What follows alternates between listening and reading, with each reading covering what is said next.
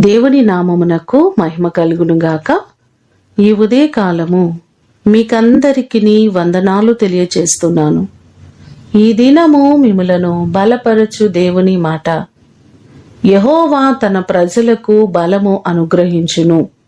కీర్తనలు 29వ కీర్తన 11వ చరణం.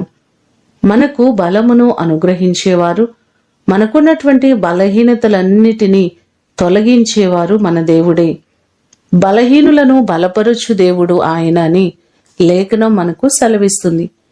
మొదటి సమూయేలు గ్రంథము 2వ అధ్యాయము 1వ వచనములో చూస్తే, యెహోవా యందు నాకు మహాబలము కలిగెను అని హన్నా ఈ భాగంలో చెప్తుంది.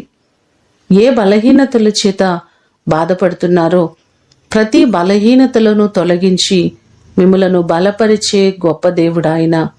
ఈ మాటలు వింటున్న మిమ్మలందరినీ దేవుడు బలపరిచి ఆయన మిమ్మును ఆశీర్వదించునుగాక. ప్రార్థన చేసుకుందాం. పరిశుద్ధుడు అయిన తండ్రి, మీ పాదములకు వందనాలు, స్తోత్రాలు. మాకు బలమును ధరింపచేసే దేవుడవు. ఎప్పటికప్పుడు మమ్మలను బలపరిచేవారు మీరే ప్రభువా. ఎన్నో మారులు మేము బలహీనులుగా ఉంటున్నప్పుడు దేవాని కృప చేత మమ్మలను బలపరుస్తూ ఆరోగ్యమిస్తూ ఇంతవరకు నడిపించిన దేవుడవు మీరే. మీరు లేకుండా మేము ఈరోజు లేము ప్రభువా. నీ కృప చొప్పున మా ప్రియులెల్లరినీ జ్ఞాపకం చేసుకోండి. ఎవరు ఏ బలహీనతల చేత బాధపడుతున్నారో ప్రతి వారిని మీరు బలపరిచి మంచి ఆరోగ్యములను కలుగచేయండి. నీ కృపలో నీ శక్తి చేత నింపండి ప్రభువా.